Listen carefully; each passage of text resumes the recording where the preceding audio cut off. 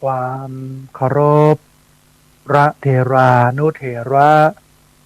อุบาสังฆที่เคารพอย่างสูงทุกรูปเจริญสุขสวัสดีสาธุชนท่านผู้ฟังทุกคนทุกท่านสำหรับสาธุชนท่านผู้ฟังที่ให้เกียรติรับฟังรายการธรรมาภิวัตน์อันเป็นรายการวิทยุเพื่อการเผยแผ่พระพุทธศาสนาส่งเสริมการศึกษาและพัฒนาสังคมรายการนี้รับผิดชอบโดยอาตมาภาพพระสาธิตธีระปัญโยผู้อำนวยการสถาบันธรรมาภิวัตน์และประธานมูลนิธิธีระปัญโยตั้งอยู่ณที่พักสงฆ์สถาบันธรรมาภิวัตน์บ้านศพเตินตำบลศพปากอำเภอแม่เมาะจังหวัดลำปางรายการนี้ออกอากาศทุกวันอังคารตั้งแต่เวลาตี 5ไปจนถึง7 โมงเมื่อเจ้าผ่านตามเครือข่ายสถานีวิทยุในเครือข่ายสถานีวิทยุคลื่นสีขาวเพื่อจาประชาซึ่งมีอยู่หลายคลื่นหลายสถานีหลายจังหวัดออกอากาศผ่านทาง Facebook ไลฟ์ซึ่งเป็นไลฟ์สดของสถานีวิทยุวัดไฝหินบันทึกเทปเอาไปออกอากาศผ่านทางสถานีวิทยุเพื่อการศึกษาและพัฒนาอาชีพ Radio Network FM 99.50 เมกะเฮิรตซ์ของวิทยาลัยเทคนิคกปภแม่เมาะทุกวันศุกร์ตั้งแต่เวลา 8 โมงถึง 9 โมงไม่เจ้าเป็นต้นไปและบันทึกเทปเอาไปออกผ่านทางเพจของสถาบันธรรมาภิวัตน์ซึ่งช่องทางสุดท้ายก็คือเพจของสถาบันธรรมาภิวัตน์นี้ท่านผู้ฟังสามารถไปติดตามรับฟังย้อนหลังไปก๊อปปี้ลิงก์ไปคัดลอกลิงก์ส่งแชร์เอาไปให้กับญาติธรรมทั้งหลายได้ยินได้ฟังกันได้แถมตัวท่านผู้ฟังวันนี้เราปะกันในเวลาจำกัดประมาณตี 5 ถึง 6 โมงไม่เจ้าเพราะว่าวันนี้ท่านอาจารย์พระครูอภิวัฒนวิกรมเพิ่นมีเรื่องราวข่าวสารและกิจกรรมจะแจ้งให้ญาติโยมได้ทราบในช่วง 6 โมงถึง 7 โมงนะฮะเพราะฉะนั้นวันนี้รายการก็เลยมีตั้งแต่ตี 5 ถึง 7 โมงไม่เจ้าเป็นสัปดาห์เดียวนะฮะสัปดาห์ต่อไปก็จะ2 ชั่วโมงไปปลายนะเกือบ2 ชั่วโมงก็คือตี 5ไปจนถึง 7 โมงไม่เจ้านะฮะเรายังปะกันพบกันในบรรยากาศอากาศเย็นสบายท่านผู้ฟังหลายคนก็ลำบากถึงเรื่องของอันเป็นอยู่นะเพราะว่าสุดอายุนะความหนาวก็มาเยือนเพราะนั้นต้องรักษาร่างกายให้อบอุ่นอยู่เสมอนะบางทีมันหนาวจนไปกระทบต่อร่างกายนะฮะต้องคอยกันไปตัวในเรื่องของฤดูกาลนี้ส่วนใหญ่เนี่ยท่านผู้ฟัง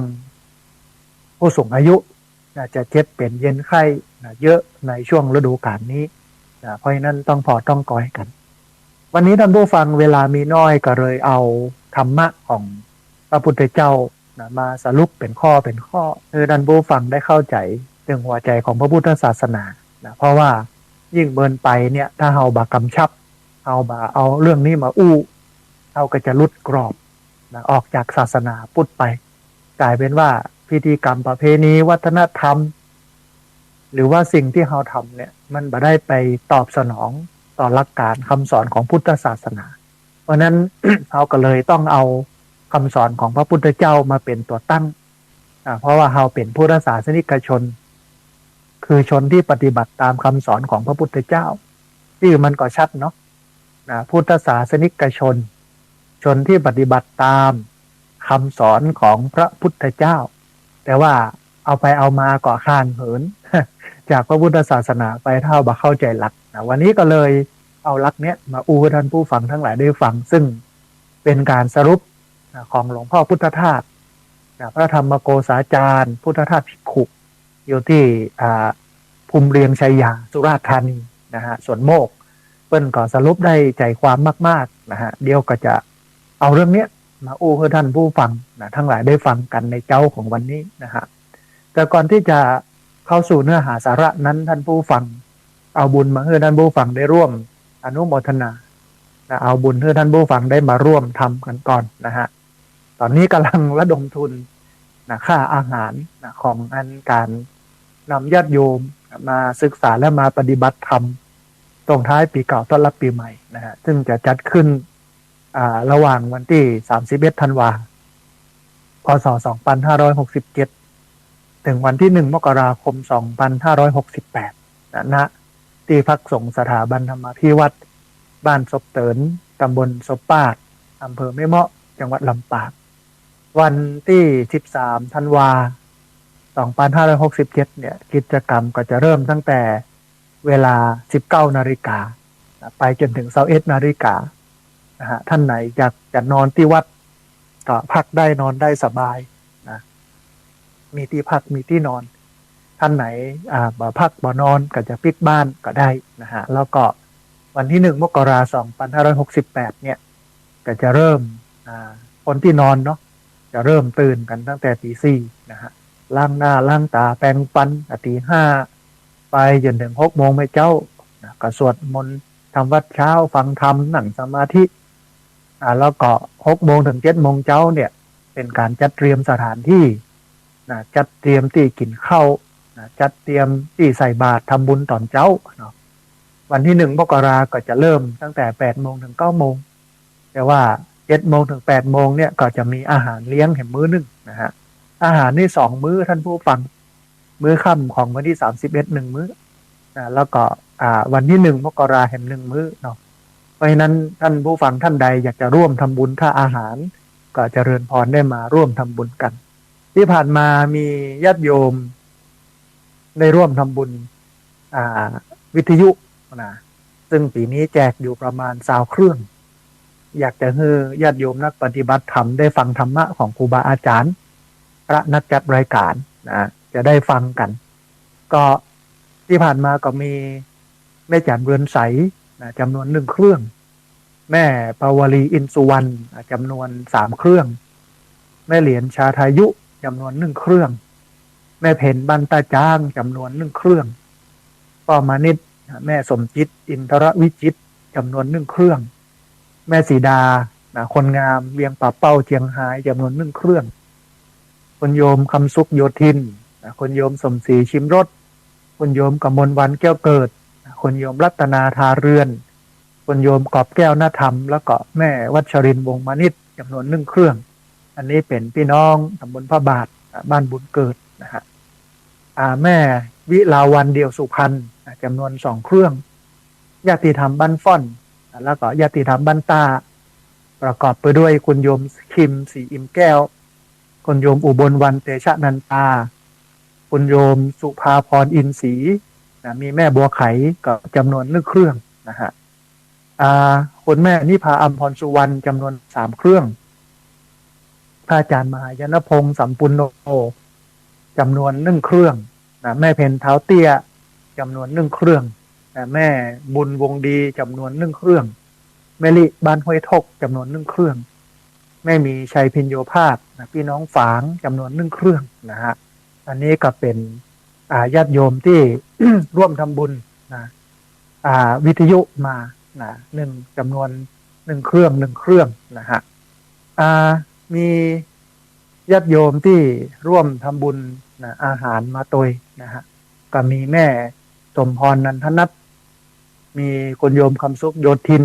คุณโยมสมศรีชิมรสคุณโยมกมลวันแก้วเกิดคุณโยมรัตนาทาเรือนคุณโยมกอบแก้วหน้าธรรมแม่วัชรินทร์วงมานิชนะฮะมีพระอาจารย์มหายนพงศ์สัมปุณโญมีแม่สุทัศน์ดีมูลพระครูชลทานพิทักษ์แม่บุญวงดีคุณโยมอังคณาโยธาวุฒิคุณโยมสุภัทรเขียวคำแม่ตุแก้วคำอ้วนนะฮะแม่จงดีเชื้อกันถานะฮะก็คุณพ่อสุภัทรเขียวคำบ้านตาโทกนะตำบลตุ้งฝายอำเภอเมืองลำปางเปิ้นก็มาแอวหาตะวานะฮะมาเยี่ยมมาเยือนกันต้องอนุโมทนาบุญกับคุณพ่อสุภัทรเขียวคำนะตัวแล้วก็ยังมีแห่งหลายท่านที่รายชื่อตกไปเนาะถ้าท่านไหนอ่านฟังแล้วนะว่าพระอาจารย์บ่ได้อ่านรายชื่อ เดียวในช่วงจบรายการแล้วก็โทรเข้ามาร่วมร่วมเอ่ยกันคือข้อมูลกันว่าพระอาจารย์รายชื่อตกไปเนอะบางครั้งบางทีภาระงานมันนักท่านผู้ฟังนะฮะบางโยมก็โทรมาบอกบางทีก็ลืมบันทึกชื่อไว้นะบ่ต้องเป็นห่วงเนาะท่านใดที่ทำบุญมาแล้วบ่ว่าจะเป็นวิทยุก็ดีบ่ว่าจะเป็นอาหารก็ดีนะก็เจริญพรโทรมาแจ้งที่หลังได้อันก็อาหารเนี่ยตอนนี้ได้อยู่3,300 บาทเหลืออยู่ประมาณ6,700 บาทนะฮะเพราะนั้นท่านผู้ฟังก็เจริญพรเนอะได้มาร่วมบุญกันเหลือบักกี่วันแล้วนะฮะวันนี้วันที่24น่าเลยแหมประมาณ6 วัน 7 วันเนาะจะหมดปี2567เข้าสู่ปี2568แล้วนะอันนี้ก็เป็นข่าวบุญนึ่งเอามาให้ท่านผู้ฟังได้ร่วมทำบุญได้ร่วมอนุโมทนากันท่านใดที่อยากจะร่วมทำบุญก็เจริญพรเนอะมาด้วยตัวเองได้นะฮะมาด้วยตัวเองได้นะส่วนท่านใดที่บัสะดวกมาก็สามารถร่วมทำบุญ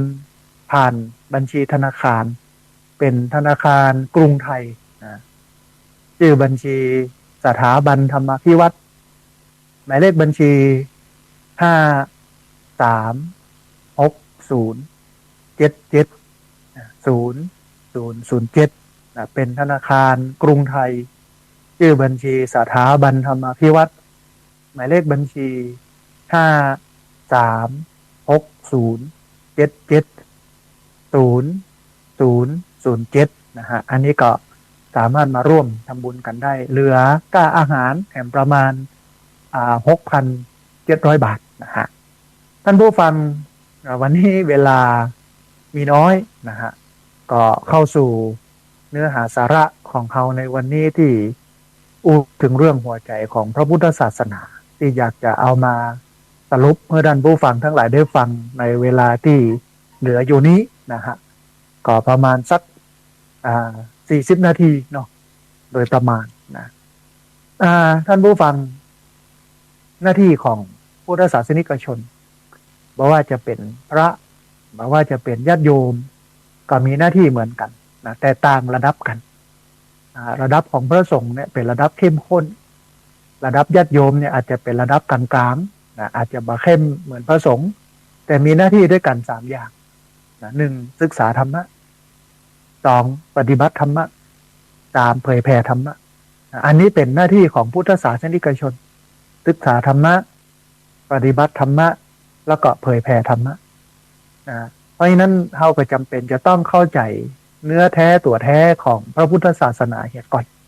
มันถึงจะเอาไปปฏิบัติได้มันถึงจะเอาไปเผยแผ่ได้แต่ถ้าเราบอกเข้าใจเราบอกฮู้ในการเผยแผ่ของเขาเนี่ยมันก็เอาสิ่งที่บ่ถูกต้องเอาไปไปให้คนอื่นได้ฟังก็เข้าใจคลาดเคลื่อนกันไปนะครับ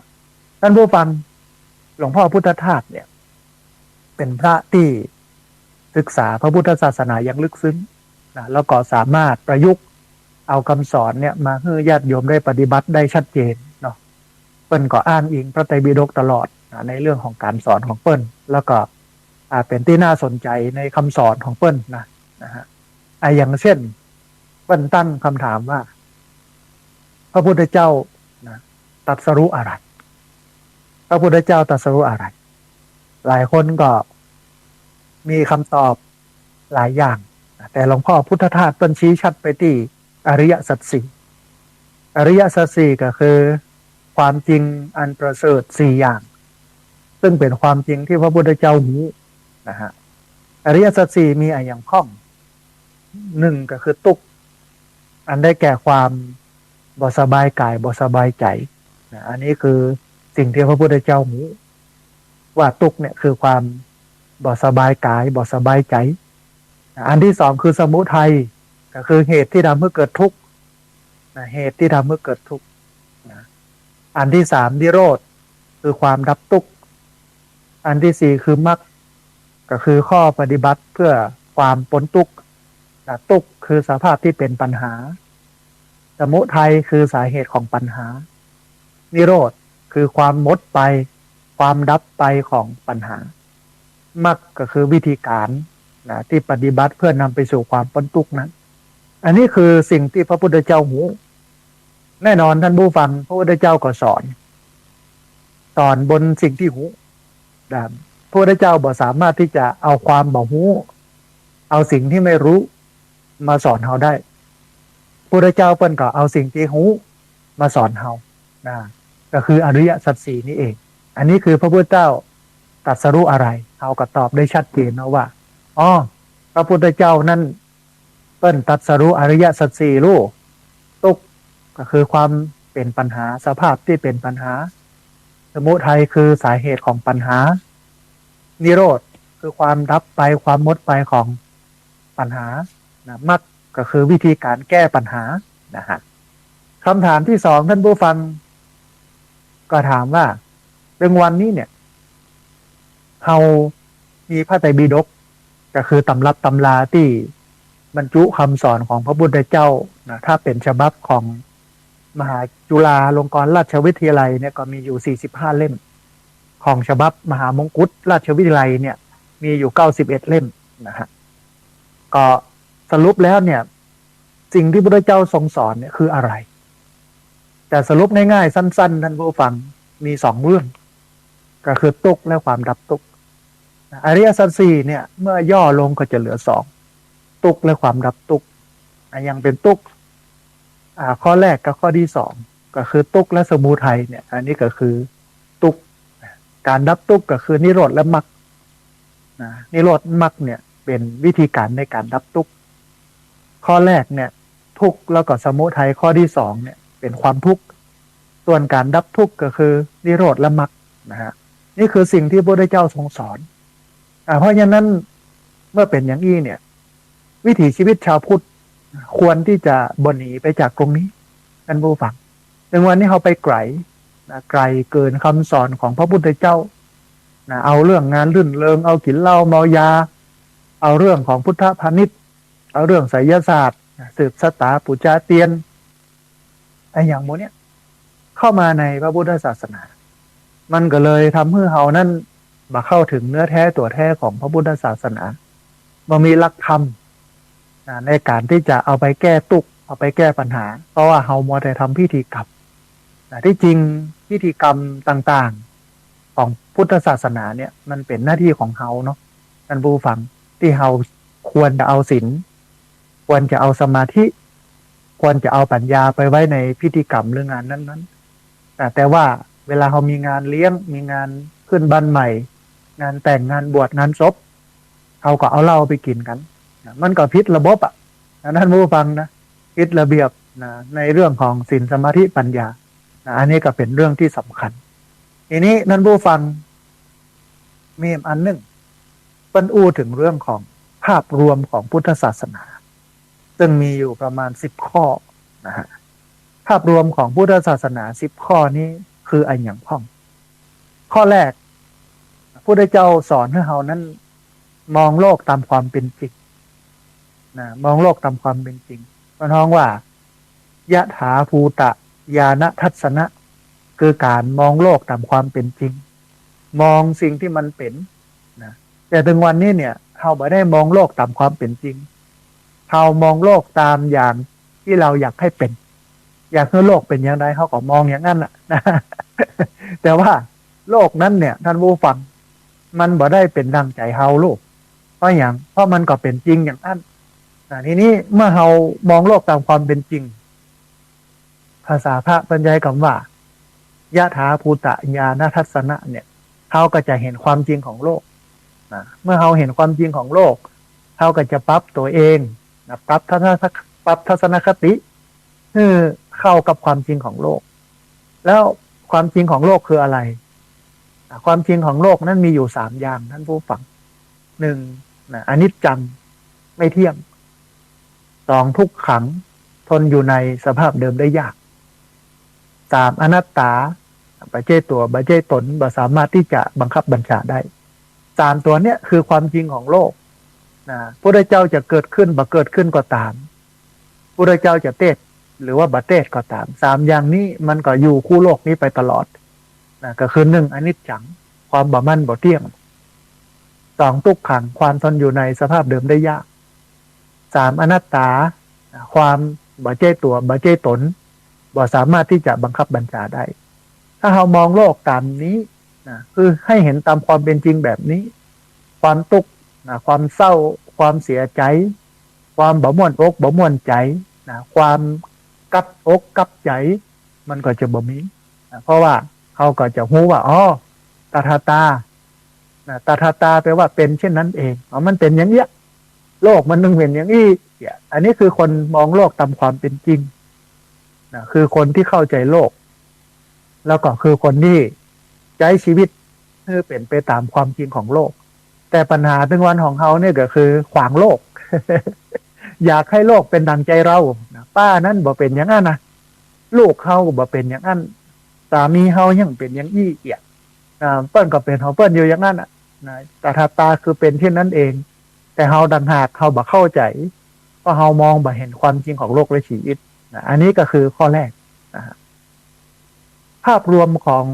พระพุทธศาสนาข้อที่สองก็คือเปิ้นให้เขานั้นยึดถือทางสายกลางนะทางตึงก็คือการทรมานกายให้ลำบากนะทางย่อนก็คือการฟุ้งเฟ้อหลงไหลมัวเมานะบ่ใช่แนวของพุทธศาสนาแต่แนวของพุทธศาสนาก็คือมรรคแปดอริยมรรคมีองค์แปดนี่คือทางสายกลางนะฮะอริยมรรคมีองค์แปดนี่คือทางสายกลางอริยมรรคมีองค์แปดเนี่ยก็สรุปย่อลงเหลือสามก็คือศีลสมาธิปัญญาศีลสมาธิปัญญานี่คือทางสายกลางเป็นทางสายกลางที่เป็นพื้นฐานของพุทธศาสนานั่นหมายความว่าถ้าเราบ่มีศีลเราบ่มีสมาธิเราบ่มีปัญญาเราก็ไม่ได้ชื่อว่าเป็นพุทธศาสนิกชนแต่พุทธศาสนิกชนก็ต้องมีศีลมีสมาธิและมีปัญญาหรือใช้ชีวิตดำเนินชีวิตบนทางสายกลางอันได้แก่ศีลสมาธิปัญญานี้พระพุทธเจ้าก็เลยบอกว่าเฮานั้นถือทางสายกลางอันนี้ก็คือข้อที่สองข้อที่สามท่านผู้ฟังพุทธศาสนาหรือพระพุทธเจ้านี้สอนให้เฮานั้นเปิ้งตัวเองเปิ้งตัวเองอัตหิอัตโนนาโถตนแลเป็นที่พึ่งของตนบ่ใช่ไปเปิ้งเทวดาบ่ใช่ไปเปิ้งโชคชะตาราศีบ่ใช่ไปเปิ้งดวงดาวบ่ใช่ไปเปิ้งฤกษ์ยามแต่ถึงวันที่มันปิ้นจะลิ้นท่านผู้ฟังชาวพุทธเขาเฮาบ่เอาคำสอนของพระพุทธเจ้าเอาวัฒนธรรมประเพณีบักเก่าที่คนโบราณเพิ่นวางไว้ซึ่งที่จริงก็ดีในยุคนั้นสมัยนั้นแต่ว่ายุคนี้สมัยนี้เนี่ยมันบ่เปิงกับยุคสมัยมันก็ต้องปรับเปลี่ยนอย่างเรื่องเลิกยามเนี่ยงานศพเนี่ยท่านผู้ฟังตุกจนแค่ไหนรวยอย่างใดถ้าวันเผาเป็นวันบ่ดีก็ต้องเลื่อนไปเรื่อยๆบางคน7 วันเลยนะบางคน3 วันบางคน5 วันบางคน4 วันบางคน6 วันนะฮะซึ่งสิ่งเหล่านี้มันสิ้นเปลืองและมันบ่ใช่เหตุพระพุทธศาสนานั้นบ่ได้เชื่อเลิกยามบ่ได้เชื่อดวงดาวบ่ได้เชื่อโชคชะตาราศีบ่ได้เชื่อเทวดาแต่เชื่อตัวเองในการกระทำนั้นก็เลยบอกว่าตนแลเป็นที่พึ่งของตนบ่เฮือไปเชื่อเรื่องเทวดาบ่ใช่ไปเปิ้งเรื่องเทวดาเปิ้งเทวดาเปิ้งโชคชะตาราศีเปิ้งดวงดาวเปิ้งฤกษ์ยามอันนี้อันที่3อันที่4ท่านผู้ฟังไสยศาสตร์การบนบานศาลกล่าวการอ้อนวอนสิ่งศักดิ์สิทธิ์การดูฤกษ์ยามการเจิมบ่ใช่พุทธศาสนาได้รถใหม่มาเอาไปเจิมสีนั้นสีนี้เลิกดียามดีอ้อนวอนศักดิ์สิทธิ์อิทธิฤทธิปาฏิหาริย์ซึ่งเรื่องพวกนี้เป็นไสยศาสตร์ทั้งสิ้นแต่ก็แปลกว่าพุทธศาสนิกชนก็ชอบเรื่องอย่างอี้แล้วทั้งที่สิ่งที่ทำเนี่ยมันบ่ใช่พุทธมันเป็นไสยศาสตร์ถ้าเราเป็นพุทธแท้เอาก็ไปศึกษาคำสอนของพระพุทธเจ้าเอามาเป็นเครื่องดำเนินชีวิตเอามาเป็นฐานของการใช้ชีวิตแต่ว่าถึงวันนี้เราละทิ้งสิ่งเหล่านั้นปากก็บอกว่าพุทธังสรณังคัจฉามิธัมมังสรณังคัจฉามิสังฆังสรณังคัจฉามิข้าพเจ้าขอเอาพระพุทธเจ้า พระธรรมพระสงฆ์เป็นที่เปิ้งเป็นที่ระลึกแต่เวลามาลึกตึกตัดมานะ ก็ไปปุ่นบนบานศาลเก่าอ้อนวอนสิ่งศักดิ์สิทธิ์ดูเลิกยามการเจิมนะอันนี้ไม่ใช่พุทธศาสนาอันนี้คือข้อที่3ข้อที่4ขออภัยนะข้อที่5พระพุทธเจ้าตรัสว่าสิ่งทั้งหลายเกิดขึ้นตามเหตุปัจจัยนะการเกิดขึ้นของสิ่งทั้งหลายตามเหตุตามปัจจัยเนี่ยภาษาตุเจ้าเปิ้นใช้คำว่าอิทธัปปัจจัยตานะสิ่งทั้งหลายเกิดขึ้นตามเหตุปัจจัยบ่ใช่เกิดขึ้นเองลอยๆหรือว่าเกิดขึ้นเพราะพรหมลิขิตหรือใครมาดลบันดาลให้นะเพราะฉะนั้นจะดับทุกข์ได้ก็ต้องไปดับที่เหตุนะเหตุเกิดตรงไหนก็ดับตรงนั้นนะเพราะว่าสิ่งทั้งหลายทั้งปวงที่เกิดขึ้นเนี่ยไม่ได้เกิดขึ้นลอยๆมันล้วนมีเหตุและผลเป็นของตัวเองถ้าเราเข้าไป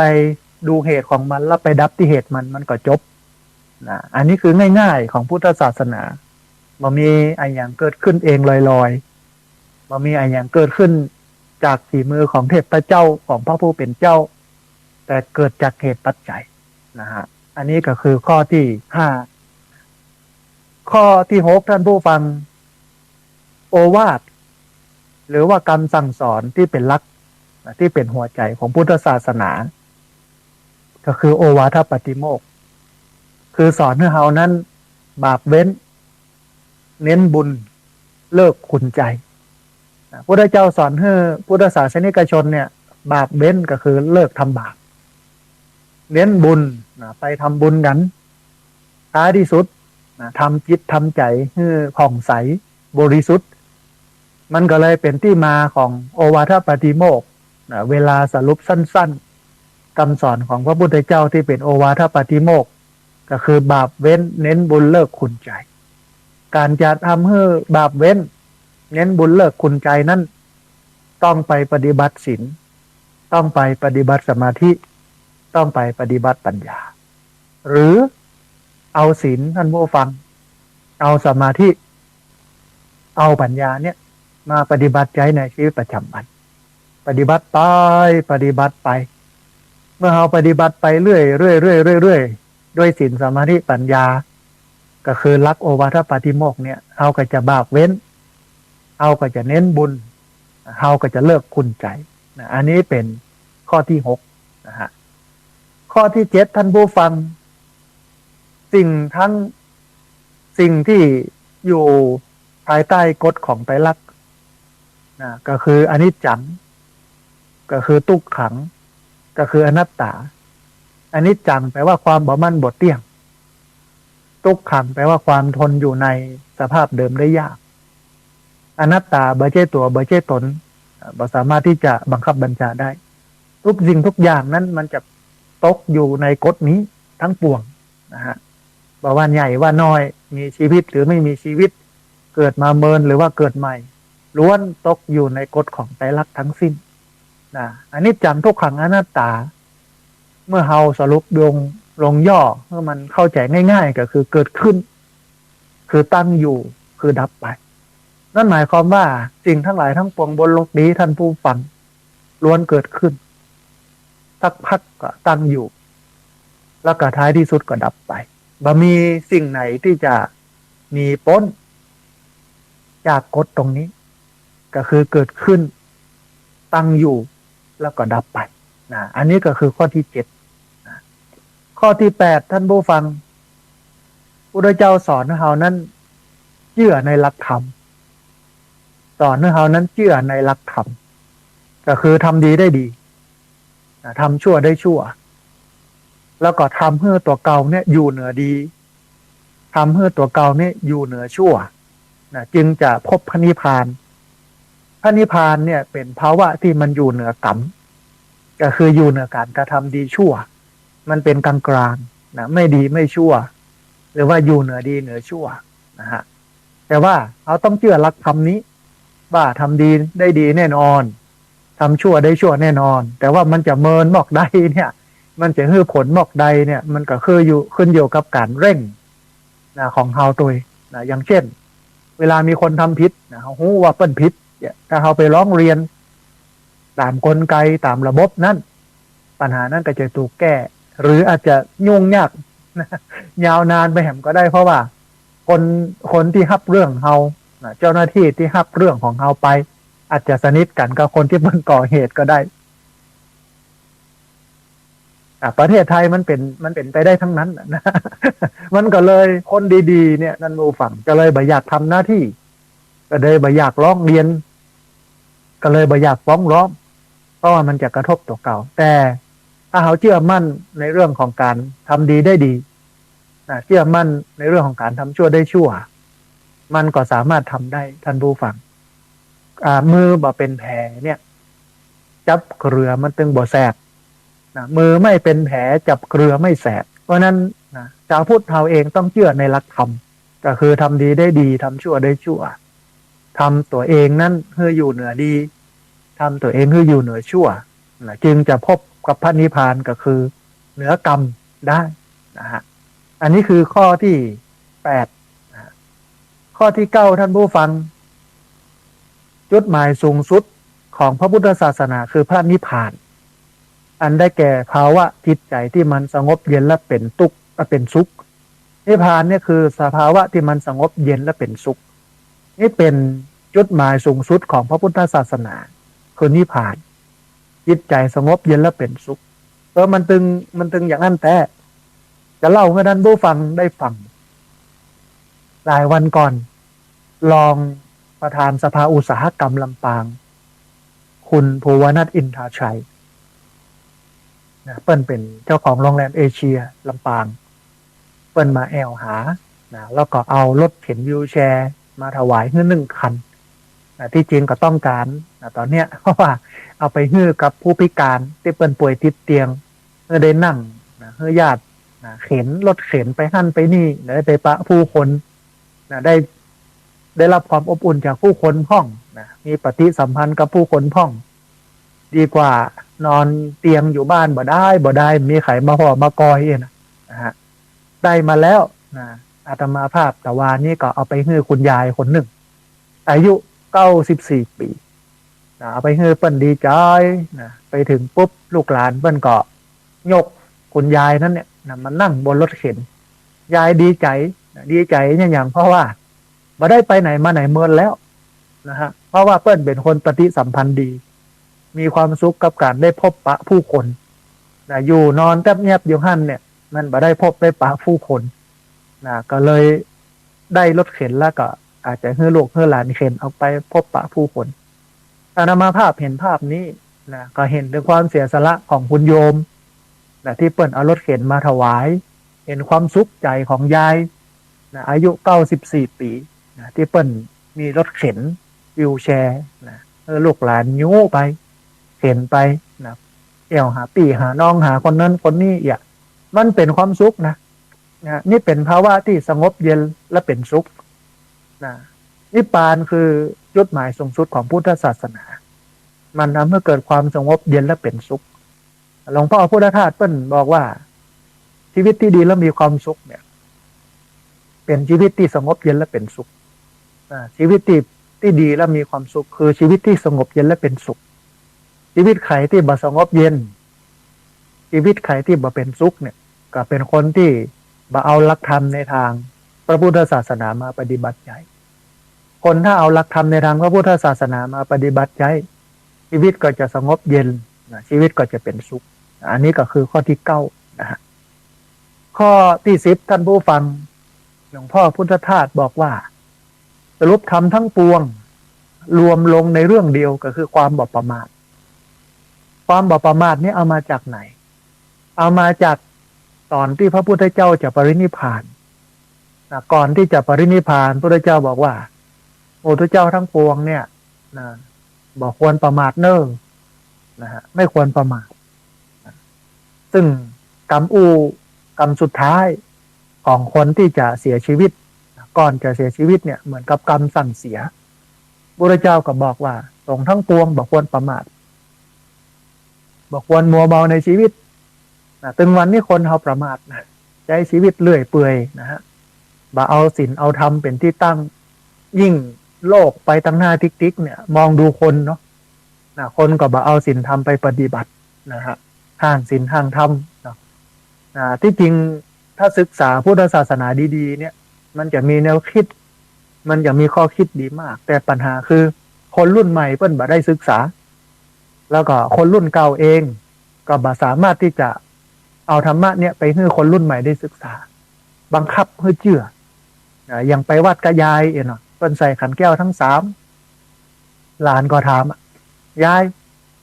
อันเปิ้นใส่เนี่ยอย่างขันแก้วทั้งสามยายก็บ่ฮู้จะตอบอย่างใดนะท่านผู้ฟังเนาะก็ตอบว่าเขาใส่มาก่อนสู่จะเกิดพุ่นเนาะ สู่ก็ใส่เฮียกะอย่าไปย่อยอย่างนักเกียคนรุ่นใหม่นี่เปิ้นเป็นคนชอบตั้งคำถามเป็นคนชอบคิดเพราะว่าเปิ้นเกิดในยุควิทยาศาสตร์เป็นเรื่องเหตุผลเปิ้นถูกสอนถูกสั่งมาในเรื่องของการคิดบนฐานเหตุผลที่จริงมันก็เหมาะกับพุทธศาสนานะแนวคิดเขาพุทธศาสนาก็ตั้งอยู่บนฐานเหตุผลแต่ปัญหาคือการอธิบายของเราเนี่ยมันบ่ได้มันบ่สามารถจะอธิบายให้ลูกหลานเข้าใจได้ก็เลยกลายเป็นประชดประชันไปเหี้ยก็เลยกลายเป็นคำสั่งไปเหี้ยลูกหลานก็ก้ายเปิ้นก็เลยบ่เอาวัดเอาว่าเพราะฉะนั้นคนฟังวิทยุนี่จำเป็นต้องศึกษาตัวนะที่ครูบาอาจารย์เอาคำเทศน์คำสอนมาบอกเนี่ยเราก็ต้องฟังและจำจดได้ก็ซ้ำดีจดเป็นเรื่องบ่ต้องเอาเยอะเอาที่มันสำคัญเสร็จแล้วก็ได้ไปอู้กับลูกกับหลานให้เพิ่นเข้าใจในเรื่องนี้นะฮะอันนี้เป็นสิ่งสำคัญเนาะ10 ข้อนี้ท่านผู้ฟังเป็นภาพรวมของพุทธศาสนานะฮะทีนี้มันมีการศึกษาธรรมะ2 สมัยการศึกษาธรรมะ2 สมัยนั้นเป็นอย่างไรสมัยปัจจุบันเนี่ยคือการรู้จักกับการรู้จำถึงวันเนี่ยนะในการฟังธรรมะในการศึกษาธรรมะยุคปัจจุบันเนี่ยมี2 อย่างคือ1รู้จัก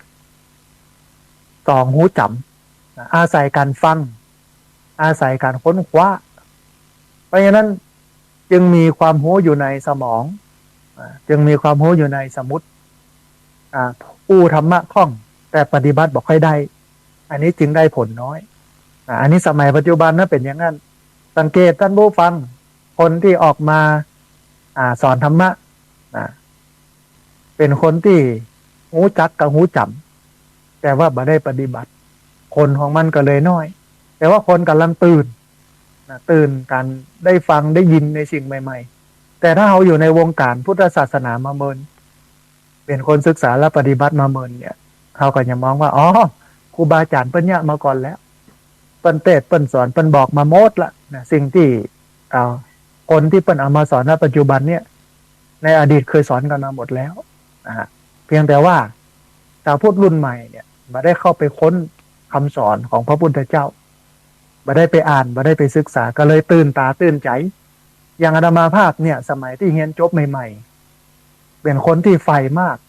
ในเรื่องของการเอาความรู้ที่เฮารู้เนี่ยไปบอกกล่าวให้ญาติโยมได้รู้ได้เข้าใจแล้วก็เป็นคนที่จะให้ความสำคัญกับการสอนพิษถ้าใครสอนพิษเนี่ยก็จะโต้ตอบก็จะอภิปรายว่าเปิ้นสอนบ่ถูกเน้อพิษโน้นพิษนี้พิษนั้นระยะหลังๆก็เริ่มเฉยกับเรื่องหมู่นี้ท่านผู้ฟังไฟมันอาจจะหมด หรืออาจจะเข้าใจโลกและชีวิตมากขึ้นนะครับตอนนี้สิ่งที่ทำอยู่ก็คือว่าเอาธรรมะของพระพุทธเจ้ามาแปลงเป็นกิจกรรมเมื่อโยมได้เอาไปปฏิบัติเลยเมื่อโยมได้เอาไปปฏิบัติเนี่ยมันก็ถือว่าได้ปฏิบัติตามคำสอนของพระพุทธเจ้ามันได้ผลกว่าการเทศน์การบรรยายบ่ได้เพราะฉะนั้นกิจกรรมของอาตมาภาพก็เลยมีเยอะเรื่องของงานพัฒนาสังคมล้วนแล้วแต่ทำงานบนฐานของคำสอนของพระพุทธเจ้าเอาไปไว้ในหั้นทั้งหมดมันก็ง่ายต่อการศึกษาและปฏิบัติอันนี้คือการศึกษาธรรมะสมัยปัจจุบันก็คือการรู้จักแล้วก็การรู้จำอาศัยการฟังอ่านค้นคว้าจึงมีความรู้อยู่ในสมองและก็ในสมุติอู้ธรรมะคล่องแต่ปฏิบัติบ่ค่อยได้จึงได้ผลน้อยสมัยพุทธกาลก็คือรู้แจ้งโดยเมื่อฟังแล้วแล้วก็จำแล้วเนี่ยสิ่งที่คนในสมัยพุทธกาล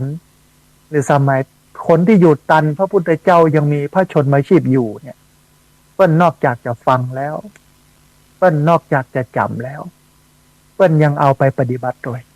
ทำจริงในขณะนั้นนะทันทีเกิดผลเป็นความรู้สึกนะหูแจ้งเรื่องชีวิตนะดับทุกข์ได้ในขณะนั้นทันทีอันนี้คือในสมัยพุทธกาลนะมันก็มีข้อเปรียบเทียบว่าสมัยพุทธกาลเปิ้นฟังเปิ้นจำแล้วไปปฏิบัติคนปัจจุบันฟังจำแล้วบอกให้ปฏิบัติมันก็เลยมีคนเทศคนสอนเยอะทั้งพระทั้งโยมเนาะ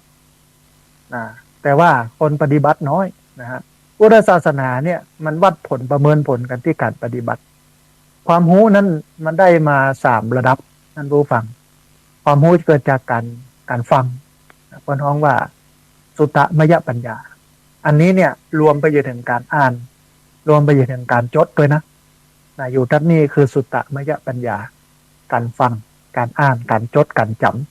ำความรู้แห่งอันนึงคือเกิดจากจินตมยปัญญาคือการคิดการพิจารณา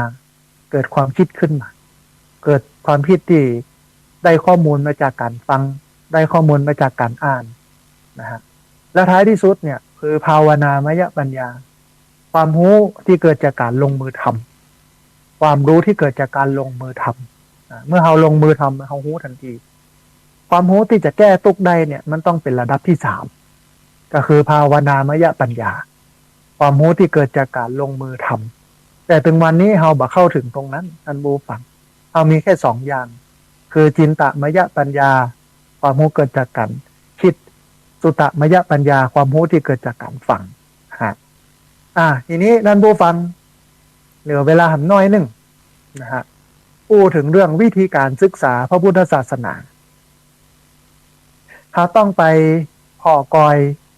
เมื่อแรกเริ่มของพุทธศาสนาหรือแรกเริ่มตอนที่พระพุทธเจ้าปรินิพพานสิ่งที่พระพุทธเจ้าทรงยึดถือเอาเป็นศาสดาแทนพระองค์ก่อนที่พระพุทธเจ้าปรินิพพานก็มีเพียง2อย่างก็คือธรรมะแล้วก็วินัยธรรมะและวินัยเนี่ยท่านผู้ฟังเป็นตัวแทนของพระพุทธเจ้าเป็นตัวแทนของพระศาสนาเป็นเนื้อเป็นหนังของพุทธศาสนาบัดนี้ล่วงมาแล้ว300 ปีหลังจากที่พุทธเจ้าปรินิพพานก็มีการทำพระไตรปิฎกขึ้นมาเป็น3ส่วนบอกว่าจะเป็นพระ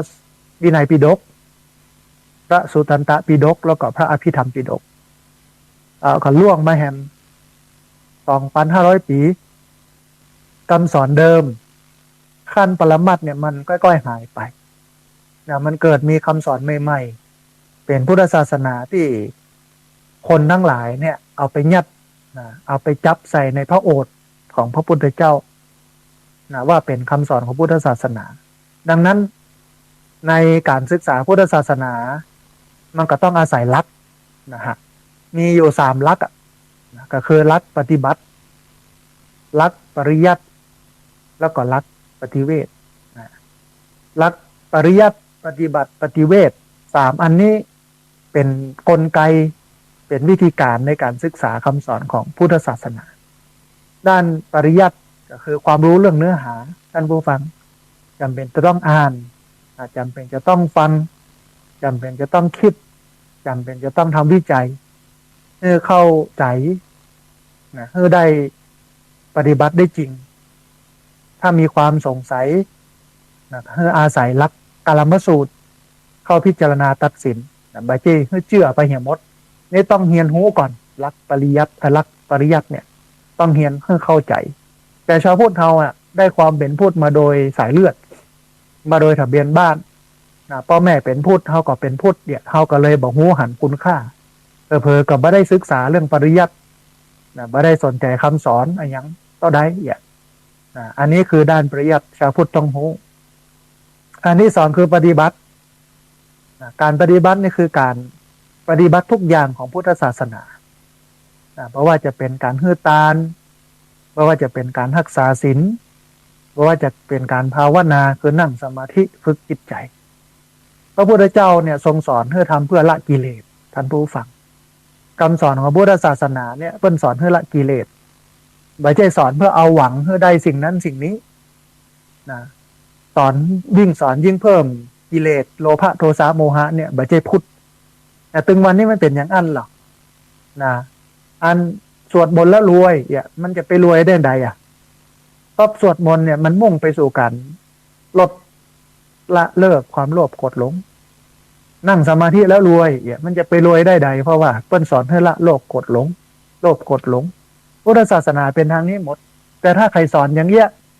ทำบุญแล้วได้ขึ้นสวรรค์ทำบุญแล้วจะได้นั่นได้นี้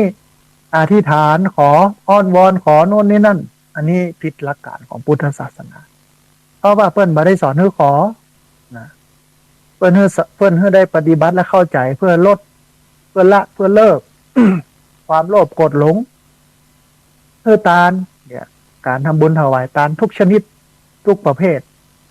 สาระสำคัญของการฮื้อทานการทำบุญถวายทานก็มุ่งเน้นไปที่การละโลภการละโกรธการละหลงความสุขที่เกิดจากการละความโลภโกรธหลงมันเป็นความสุขที่ยิ่งใหญ่และยั่งยืนนะอย่างตะวาเนี่ย เอารถเข็นไปฮื้อกับคนเฒ่านะที่จริงไม่ได้คิดอย่างเยอะนะคิดว่าสละความโลภความเห็นแก่ตัวนะออกโดยการไปเกื้อกูลคนอื่นคือคนอื่นที่เปิ้นอยากจะใช้เนี่ยสิ่งของที่เฮาฮื้อมันก็เป็นความสุขประเภทหนึ่งเพราะว่าความโลภในขณะนั้นลดลงความโกรธในขณะนั้นลดลงความหลงในขณะนั้นลดลงพระพุทธนะเวลาไปทำกิจกรรมอย่างต่างๆตามหลักการพุทธศาสนามันจะวัดผลได้ใดว่าเอาเข้าถึงพุทธศาสนาเข้าใจพุทธศาสนาผ่านพิธีนั้นๆถ้าเอาผ่านพิธีนั้นมาแล้วความโลภมันลดลงความโกรธมันลดลงความหลงมันลดลงอันนั้นแสดงว่าได้ผลแต่ยิ่งทำเนี่ยโลภยิ่งนักขึ้นนะโกรธยิ่งนักขึ้น หลงยิ่งนักขึ้นเนี่ยอันนี้มันบ่ถูกโลกนั่นผู้ฟังเพราะนั้นทุกอย่างนะที่เราทำเพื่อขัดเกลาใจนะอันนี้คือการปฏิบัตินะมันต้องมุ่งไปที่การขัดเกลาทุกอย่างไม่ได้หวังผลอะไรอย่างมากกว่าการขัดเกลาอันนี้คือสำคัญแต่มาหนึ่งท่านผู้ฟังด้านปฏิเวทก็คือผลเราทำเพื่อละเราทำเพื่อจับปะพระนิพพานนิพพานก็คือจิตที่มันบริสุทธิ์จิตที่มันสะอาดสว่างสงบแต่เราไม่ได้ทำเพื่อเอาหลายคนทำเพื่อเอานะท่านผู้ฟังเอาลาภสักการะเอาชื่อเสียงเงินทองหวังตั้งท่านหวังลาภสักการะเงินทองหวังชื่อเสียงอันเนี้ยแทนที่ยิ่งทำกิเลสก็คือโลภก็คือโกรธก็คือหลงมันจะยิ่งลดแต่กลับเป็นว่ายิ่งทำยิ่งกิเลสก็คือความโลภความโกรธความหลงยิ่งมันเพิ่มพูนนักขึ้นยิ่งยาวนานแล้วก็ยิ่งจะมีตุกนักขึ้นดังนั้นเนี่ยเขาจะต้องมุ่งปฏิบัติเพื่อห่างไกลตุกโดยส่วนเดียวเพื่อได้เห็นผลด้วยตัวเองคือวิธีการมันต้องถูกใส่บาตรก็ดีทำบุญก็ดีถวายสังฆทานก็ดีโน่นนี่นั่นต้องมุ่งไปที่สละความโลภโกรธหลงออกจากตัวเองนะฮะแต่ถึงวันนี้เรามุ่งไปที่ผีตายมุ่งไปที่คนตายจะได้กินบ่กินยังบ่กินยังแทนที่จะสนตัวเองว่าทำเพื่อละโลภทำเพื่อละโกรธทำเพื่อละหลงกลับไปมุ่งที่คนตายนะฮะอันนี้คือสิ่งสำคัญแฮมอันหนึ่งท่านผู้ฟังคือการศึกษาพุทธศาสนาการศึกษาพุทธศาสนาเนี่ยจะเริ่มได้ที่ไหนหลวงพ่อพุทธทาสเป็นบอกว่าเพื่อศึกษาในร่างกายนี้ที่ตาที่หูที่จมูกที่ลิ้นที่กายที่ใจนะแล้วก็ไม่ใช่จะต้องศึกษากับพระแล้วก็ไม่ต้องไปศึกษาในวัดในวาเต้าอั้นนะมันจะต้องศึกษาด้วยตัวเองอย่าไปมัวศึกษาต่างนอกหรือจะไปมัวแต่ติดอยู่แค่พิธีกรรมหรือได้แต่ทำตามเขาไปมันจะเสียโอกาสจะบ่ได้นะเพราะฉะนั้นเราในฐานะที่เป็นพุทธศาสนิกชนเนี่ยเราควรได้ลิ้มรสนะไม่ใช่แค่เปลือกไม่ใช่แค่กระพี้ แต่ควรจะลิ้มรสเนื้อหนังของพุทธศาสนาก็คือนิพพานนะโดยการเอาศีลมาปฏิบัติเอาสมาธิมาปฏิบัติเริ่มจากตาหูจมูกลิ้นกายใจอาจจะเริ่มอย่างใดก็เช่นตาเห็นสักแต่ว่าเห็นเนี่ยบ่ให้มันปรุงแต่งเป็นชอบบ่ชอบหรือว่าเฉยๆแบบประกอบไปด้วยปัญญา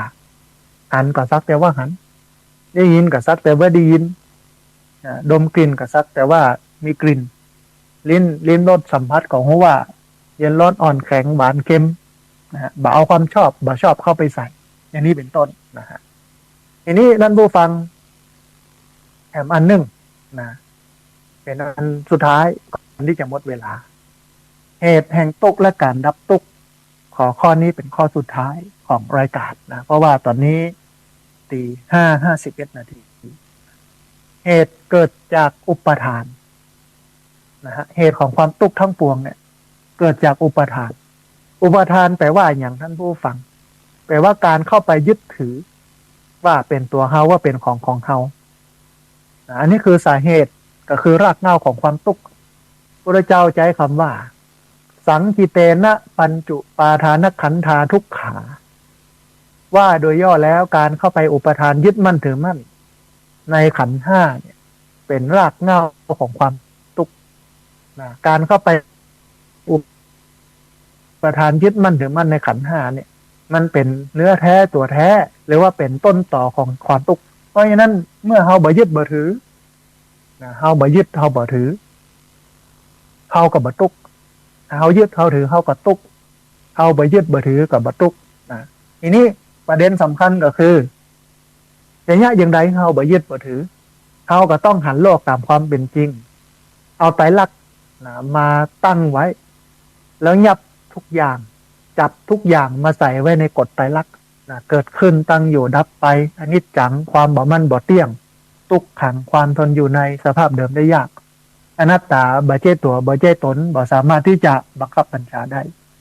หันอย่างนี้บ่อยๆ หันว่าชีวิตเฮาก็ดีชีวิตคนอื่นก็ดีสิ่งของทั้งหลายทั้งปวงก็ดีล้วนเกิดขึ้นเป็นธรรมดาล้วนตั้งอยู่เป็นธรรมดาล้วนดับไปเป็นธรรมดาหันอย่างนี้บ่อยๆหันด้วยจิตที่มีสมาธิหันด้วยจิตที่มีปัญญาหันด้วยพฤติกรรมการกระทำที่มีศีลมันจะทำให้เราหันไตรลักษณ์ก็คือเกิดขึ้นตั้งอยู่ดับไปหรือว่าอนิจจังความบ่มั่นบ่เที่ยงทุกขังความทนอยู่ในสภาพเดิมได้ยากอนัตตาบ่ใช่ตัวบ่ใช่ตนบ่สามารถที่จะบังคับบัญชาได้ชัดเจนเมื่อเห็นชัดเจนแล้วว่าบ่มีอะไรยังเป็นแก่นเป็นสารเป็นติ่นเป็นตัวที่จะยึดจะถือเลยนะมันก็นำไปสู่การสละวางได้เมื่อสละวางได้มีสักแต่ว่ามีได้สักแต่ว่าไม่ได้นะรู้สึกมีก็รู้สึกว่ามีได้ก็รู้สึกว่าได้โดยที่บ่ยึดถือว่าเป็นของตัวเองว่าเป็นตัวเฮาว่าเป็นของเฮานี่มันจะทำให้เฮาพ้นทุกข์นี่คือเป้าหมายของพุทธศาสนาอยู่ตรงนี้นะฮะเนื้อแท้ตัวแท้ของพุทธศาสนาอยู่ตรงนี้แต่ว่าเฮาบอกไปถึงตัดนี่ท่านผู้ฟังก็มัวแต่จัดแห่โคตรจัดงานพระกฐินพระป่าจัดงานโน่นนี่นั่นแล้วก็เอาเหล้าเอายานะมาเกี่ยวข้องเอาเรื่องทางเพศเนาะลำวงเรื่องสามีภรรยาพิษหัวกันโน่นนี่นั่นนะมันบอกไปไหนสักเตื้อมันวนเวียนอยู่ตรงนี้นะเพราะนั้นพอเป็นพระพุทธก็ต้องตื่นนะละวางสิ่งเหล่านี้ออกไปแล้วก็เอาหลักการของพุทธศาสนามาปฏิบัติใช้ในพิธีกรรมประเพณีต่างๆที่จริงมันยะได้แล้วมันง่ายมากแล้วมันจะประหยัดค่าใช้จ่ายไปเยอะนะฮะอาตมาภาพไปทำบุญขึ้นบ้านใหม่โยมคนหนึ่งเปิ้นกินเจแล้วเปิ้นเข้าใจพุทธศาสนาเปิ้นบ่จัดอะไรอย่างนักเลยบ่มีการตั้งกลางสืบชะตาบ่มีเวรตาลบ่มีอย่างนักไปถึงปุ๊บก็ไหว้พระอรหังสัมมาอิมินาสกาเลนะทับศีลสมาทานศีลแล้วก็อาราธนาธรรมฟังธรรมก็เป็นธรรมบรรยายเป็นเรื่องราวที่สำคัญลักธรรมสำคัญในทางพุทธศาสนาฟังไปฟังแล้วก็เสร็จปุ๊บก็มีการถวายสังฆทานประเคนสังฆทานพระก็ฮือปอนเสร็จก็ฉันเข้า คนก็กินข้าวกันกินข้าวตอนก็จบเจ็บโดยที่บ่มีเหล้ามียา